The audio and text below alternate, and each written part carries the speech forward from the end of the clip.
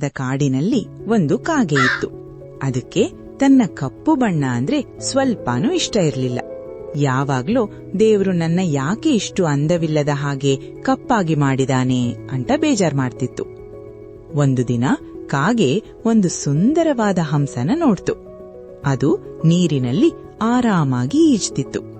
ಕಾಗೆ ಹಂಸದ ಹತ್ರ ಹೋಗಿ ಹೇಳ್ತು, ಹಂಸ, ನೀನು ಎಷ್ಟು ಬೆಳ್ಳಗೆ, ಎಷ್ಟು ಸುಂದರವಾಗಿದ್ಯಾ.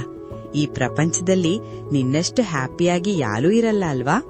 ಅದಕ್ಕೆ ಹಂಸ ಶಾಂತವಾಗಿ ಹೇಳ್ತು, ಇಲ್ಲ ಕಾಗೆ, ನನಗಿಂತ ಆ ಗಿಣಿ ತುಂಬಾ ಸುಂದರ. ಅದಕ್ಕೆ ಕೆಂಪು ಕೊಕ್ಕು, ಹಸಿರು ಮೈ ಇದೆ. ಅದನ್ನ ನೋಡಿದ್ರೆ ನಂಗೆ ಹೊಟ್ಟೆ ಕಿಚ್ಚು ಬರುತ್ತೆ. ಇದನ್ ಕೇಳಿ ಕಾಗೆ ಗಿಣಿಯನ್ನ ಹುಡ್ಕೊಂಡು ಹೋಯ್ತು.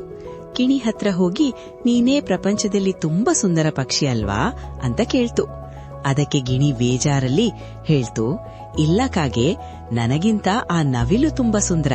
ಅದಕ್ಕೆ ಎಷ್ಟೊಂದು ಬಣ್ಣ ಇದೆ, ಅದೇ ರಿಯಲ್ ಬ್ಯೂಟಿ. ಕೊನೆಗೆ ಕಾಗೆ ನವಿಲನ್ನ ಹುಡ್ಕೊಂಡು ಒಂದು ಝೂಗೆ ಹೋಯ್ತು. ಅಲ್ಲಿ ನವಿಲಿನ ಪಂಜರದ ಸುತ್ತಲೂ 100 ಜನ ನಿಂತು ಫೋಟೋ ತೆಗೆದಿದ್ರು. ವಾವ್, ಸೂಪರ್ ಅಂತ ಹೊಗಳ್ತಿದ್ರು. ಜನ ಎಲ್ಲ ಹೋದ್ಮೇಲೆ ಕಾಗೆ ನವಿಲಿನ ಹತ್ರ ಹೋಗಿ ಹೇಳ್ತು, ನವಿಲೆ, ನೀನು ಎಷ್ಟು ಲಕ್ಕಿ. ನಿನ್ನ ನೋಡಕ್ಕೆ ದಿನ ಎಷ್ಟು ಜನ ಬರ್ತಾರೆ. ನನ್ನ ನೋಡಿದ್ರೆ ಜನ ಓಡಿಸ್ತಾರೆ. ನಿಜವಾಗ್ಲೂ ನೀನೇ ಪ್ರಪಂಚದಲ್ಲಿ ತುಂಬಾ ಹ್ಯಾಪಿಯಾಗಿರೋ ಪಕ್ಷಿ. ಆಗ ನವಿಲು ಕಣ್ಣಲ್ಲಿ ನೀರ್ ಹಾಕೊಂಡು ತುಂಬಾ ನೋವಿನಿಂದ ಹೇಳ್ತು, ಇಲ್ಲ ಕಾಗೆ, ನಾನೀ ಸೌಂದರ್ಯನ ಪ್ರೀತಿಸಲ್ಲ. ಈ ಸೌಂದರ್ಯದಿಂದಾನೇ ನಾನೀ ಪಂಜರದಲ್ಲಿ ಬಂದಿಯಾಗಿದ್ದೀನಿ. ನಾನ್ ದಿನ ಏನ್ ಯೋಚನೆ ಮಾಡ್ತೀನಿ ಗೊತ್ತಾ? ನಂಗೆ ನಿಂತರ ಕಪ್ಪು ಬಣ್ಣ ಇದ್ದಿದ್ರೆ ನಾನ್ ಹೀಗೆ ಜೂನಲ್ಲಿರ್ತಿರ್ಲಿಲ್ಲ. ನಾನ್ ಆರಾಮಾಗಿ ಫ್ರೀಯಾಗಿ ಆಕಾಶದಲ್ಲಿ ಹಾರಾಡ್ತಿದ್ದೆ. ನಿಜ ಹೇಳ್ಬೇಕಂದ್ರೆ ಈ ಪ್ರಪಂಚದಲ್ಲಿ ಫ್ರೀಯಾಗಿರೋಡು ನೀನೊಬ್ನೇ.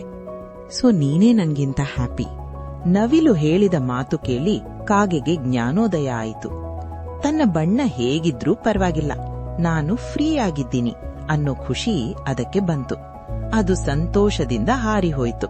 ಈ ಕಥೆಯ ನೀತಿ ಏನಂದ್ರೆ, ಬೇರೆಯವರ ಜೊತೆ ಹೋಲಿಕೆ ಮಾಡ್ಕೋಬೇಡಿ. ದೇವರು ನಿಮ್ಗೆ ಕೊಟ್ಟಿರೋ ಲೈಫ್ ತುಂಬಾ ಸ್ಪೆಷಲ್. ಅದನ್ನ ಪ್ರೀತಿಸಿ. ಧನ್ಯವಾದಗಳು.